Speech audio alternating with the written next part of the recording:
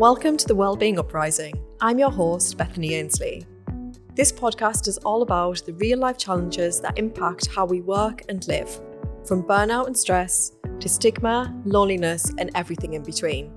Each week, I'll be joined by guests who've lived it, led through it, or are working to change it, sharing honest stories and practical ideas to help us create healthier, more sustainable lives. Because wellbeing isn't an optional extra, it's something we all need to work towards. So let's get into it.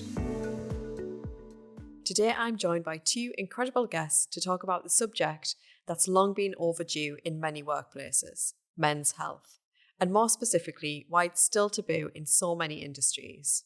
My first guest is Anthony Hutton. Many of you will remember him as winner of Big Brother back in 2005. But since then, Anthony has carved out a very different path, becoming a respected advocate for mental health and well-being, especially among men. Through his work as a barber, fitness trainer and speaker, Anthony uses his platform to spark honest conversation about vulnerability, identity and emotional health. Joining us from Bellway Homes, we also have Laura Cooper, who brings the company's perspective on this issue. Bellway is one of the UK's leading house builders, a sector that remains heavily male-dominated. Today we'll explore how they're working to break the stigma around men's health and build a healthier, more open workplace culture. Anthony, let's start with you. So you've been very open about your own struggles and the importance of men opening up. What was the turning point for you? So if I reflect on my experiences, I was in a very bad space, in a very bad place. Mine was very circumstantial. So it was to do with financial and the transition of when I won Big Brother. The thought of having to go back to a normal job, that's what petrified me. And then obviously that coincided with having financial difficulties. And so this is something that I touch on in my talks.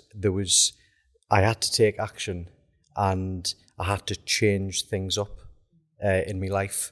And I would say that was the key ingredient for me into getting into a better place. I think, if someone's struggling with mental health, I think most of the time there's a reason. Mine was environment. So I was the circle of acquaintances that I was with. It was alcohol, drugs, and I had to literally move myself out of that circle, and that's exactly what I'd done. I literally moved from Newcastle to Darlington, and I needed a fresh start, and I needed to make some money, so I needed to get a job. And once I done those things, I was immediately so much better. So that's something that I always talk about, of taking action and changing things up. Yeah. And obviously there was a pivotal moment where you developed that awareness of change had to happen. Was there a particular incident, or did you just start to notice that you were going down a certain path that just didn't feel right, or did family members step in, or friends, that sort of thing? It was basically I'd missed 5 mortgage payments on a house, so that was incredibly, the pressure was piling on me, and I was in a terrible headspace, and I was approaching my late 20s, and luckily enough, I had some form of self-awareness and fighting spirit where I was I'm desperate here, and it's either I continue going down this path or I have to literally change something up in my life. And thankfully, I was lucky. I had a supportive family, and a bit of self-awareness, and I knew something had to change because I was going down a horrendous path. Mm-hmm. And thank goodness you did, because now you're working with men to navigate different situations as well. Do you want to tell us a little bit about the Never Throw in the Towel project?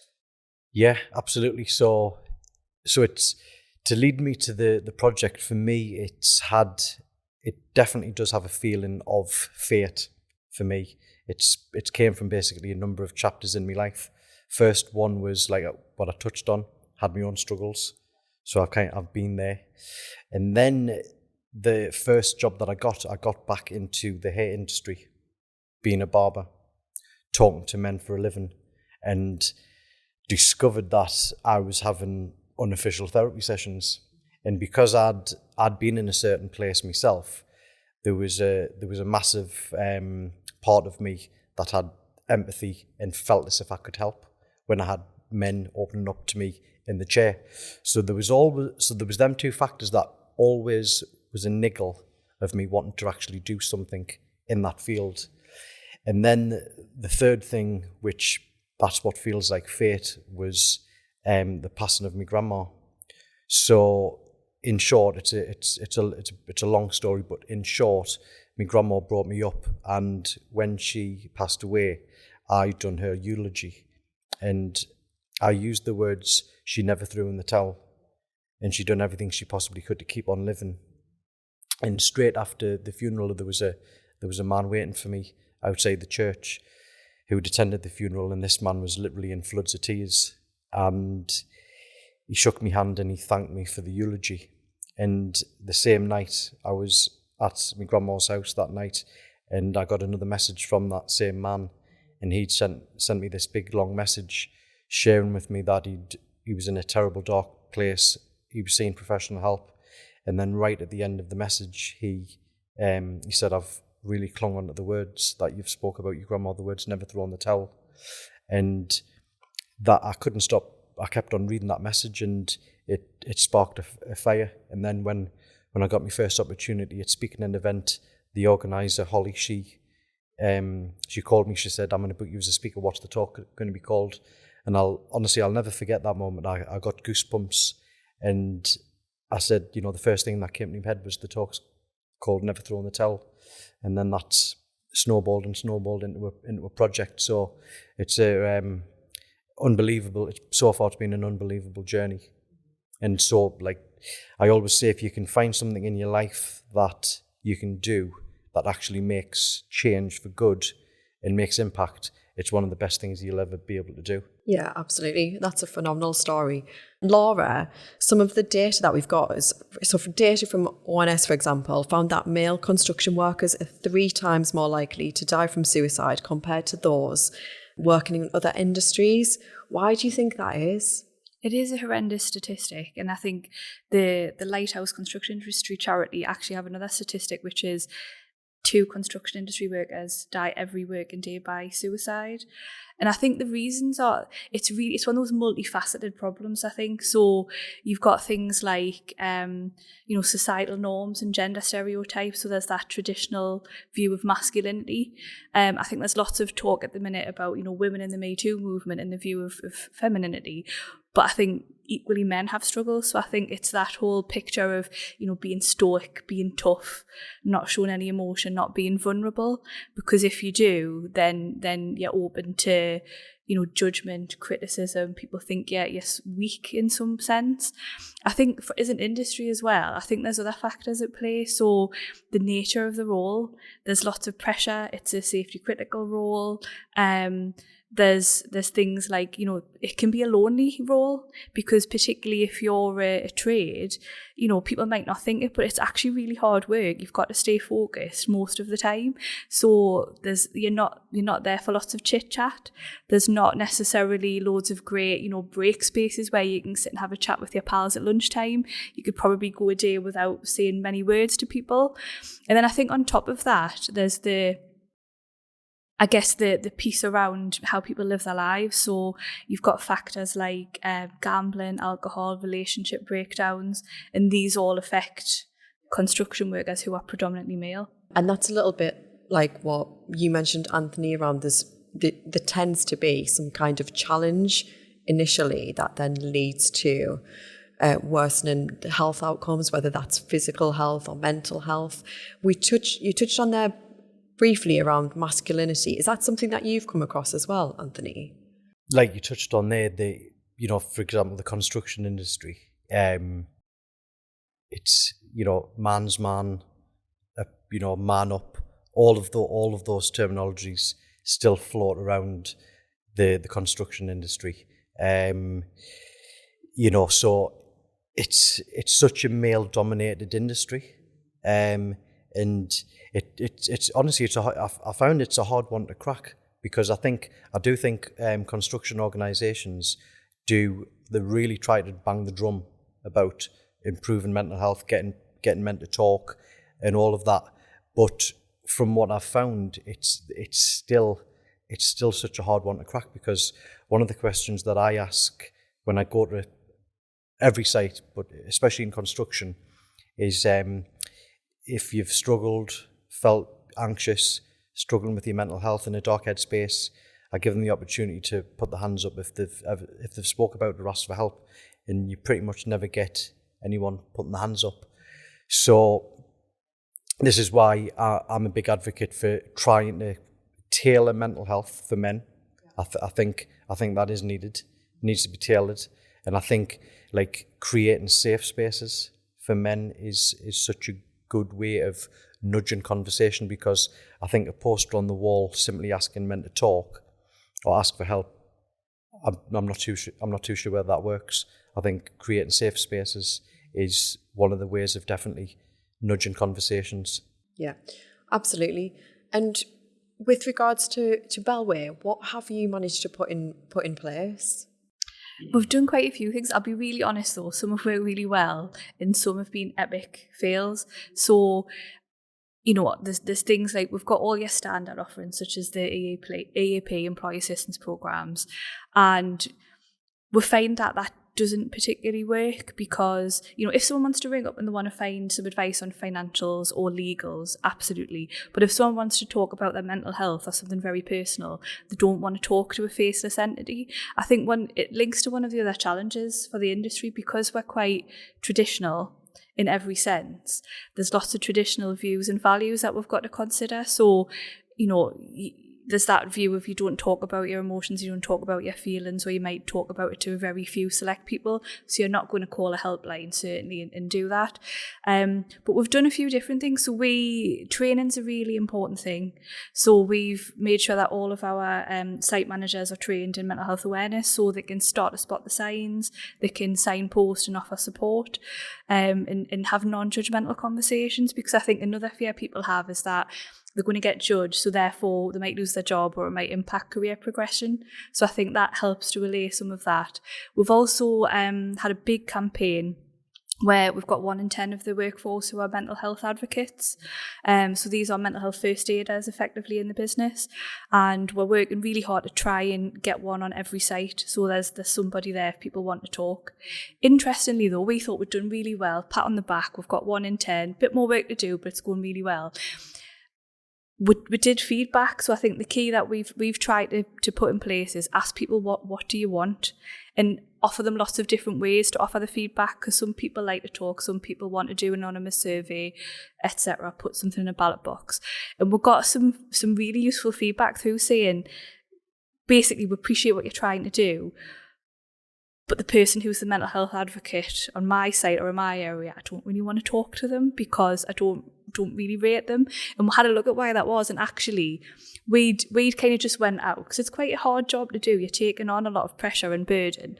And we'd went out and said, who would like to do it? So loads of people put their hands up and were like, great, we'll train you, excellent. But actually they might not be the best people. They might be, just because they're keen doesn't mean they're right. So we're tweaking our approach to that. Another key thing we've done is we've set up wellbeing zones on some of our sites. So our East Midlands division's leading the way. And what that is we're simply creating a space for people to sit and have lunch, have a cuppa, have a chat. Because typically on sites there isn't a space. You've got a really small canteen, bad weather, people sit in their cars, so it's not conducive to having conversations. And I guess underpinning everything I'm saying is, listen to what people want is important, but talking is really important. And visibility, the more you talk about it, the more you put it on show, the less of a stigma it becomes. Yeah, absolutely. And I think you've really done the right thing there in terms of constantly reviewing it, seeing what works, what doesn't work. When we talk about well-being, we talk about how every single person is completely different. So the needs of the individual is different. And then what works for one person to the next is completely different. So it's very, very difficult for an organisation to say, right, we're going to do this, we'll do X, Y, and Z, and that will work, because it's a constant learning. And the more adaptable that you can be to the individual, a bit like what you mentioned, Anthony, and making that support bespoke, because that's what people need, the better, really. If you were going to give advice to an organisation, large or small, looking to offer more support around men's health and well-being, where would you say to start with that? There's probably a couple of things. There's no silver bullet. There isn't one solution. And exactly as you say, it's really personal and different. I think a key thing is leadership. So you've got to have leadership buy-in. They've got to lead the way from the top. And I think if they are creating a culture where they're talking about mental health, they're sharing their stories and showing their vulnerabilities, it's great, because it helps people identify and feel more comfortable. And I think building it in everything you do. So, we try really hard to have it as part of our health and safety culture, because it's funny, isn't it? People see like a physical injury or an accident on site as being really serious and really important, but they don't necessarily consider mental health to be the same. And I think, we're building in a toolbox talks. It runs through everything. Our health and safety director, she's a mental health advocate, first aid trained, all of her team are. So when they're going to site, they're doing inspections, of course, for physical health and safety, but they can also review things like that. So I would say leadership, and try to just normalize it, weave it into everything that you do. Look at policy process. What do you do day to day where you can bring that element in? Because the more we can make it the norm, the more people will talk, and then the more people can get help. Something that did stand out though is that some people just don't feel comfortable opening up and talking about things, and that could just be individual preference. To talk about how they're feeling in a workplace setting, for example, might actually bring on more stress and more anxiety. And I think that's where signposting is really important. And I imagine, Anthony, you've probably had some conversations from an individual that's talked about a certain challenge that they're experiencing that they just wouldn't bring into the workplace. Is that right? Yeah, absolutely. That's why I think it's really important sometimes to get external people that aren't involved in the company, because they might feel a little bit comfortable. I literally stumbled across this on last Monday. I was speaking at a construction site, and a gentleman came, sat in my chair, and he just broke down in tears. He was really conscious of a particular staff member, not known, which what you've just touched on there. And he was really hung up on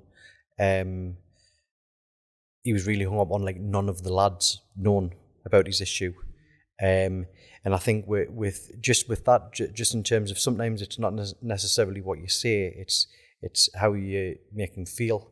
And I just basically made it out that, firstly, this is a massive win that you've opened up and spoke. He had he'd buried his head in. He was in a big debt due to gambling addiction, and this was one of the situations where I said, "Listen, I need to I think we should get you seen and get you help." And I let him know that it's not going to go any further than this. Apart from we're going to speak to HR, and he touched on the Lighthouse charity as well. They do absolutely amazing work.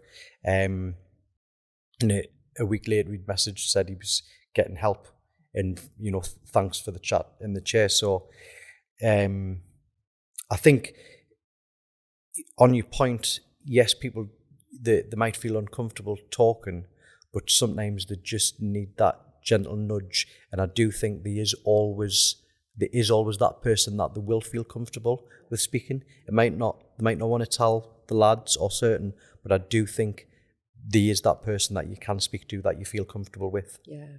And I think it's helping the individual find that network, isn't it? And it might be referral from the workplace, it could be in the workplace, it could be from an organisation like yourself, or some confidential support.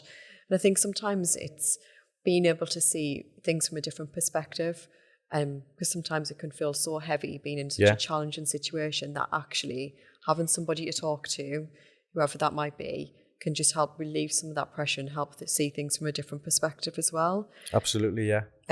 So Laura, what things do you think all companies should be doing to encourage more men to talk about health and well-being, either in the workplace or through referral organisations? I think just keep putting it on the agenda, keep plugging away, keep signposting, keep talking, encourage a lot of the things I've already mentioned, really, like encourage spaces to talk and give people options. Exactly as you say, it's very personal. Everyone's different. So offering different opportunities, because you might want to talk to a mental health advocate, you might prefer to talk to your manager, you might prefer to talk to HR, or you might prefer to talk to someone completely external who's got their own journey. I think everybody's different. I think, and again, I can't stress enough, just trying to normalise it, because I think that sometimes people feel this shame almost that they don't want to share and they feel very alone. But actually, as soon as you do share, you're not alone. You know, it's that old adage, isn't it? A problem shared, as long as you share with the right person.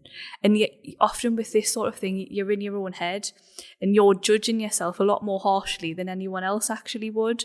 And there's lots of help out there, lots of help available. So I think that's the key thing, really. I keep repeating myself, but talk about it. Yeah, and showing that vulnerability as well makes it more human, I think. Oh, absolutely. Yeah, That's something that I didn't realise. But I remember when I first shared my story, like, publicly, I was petrified at first.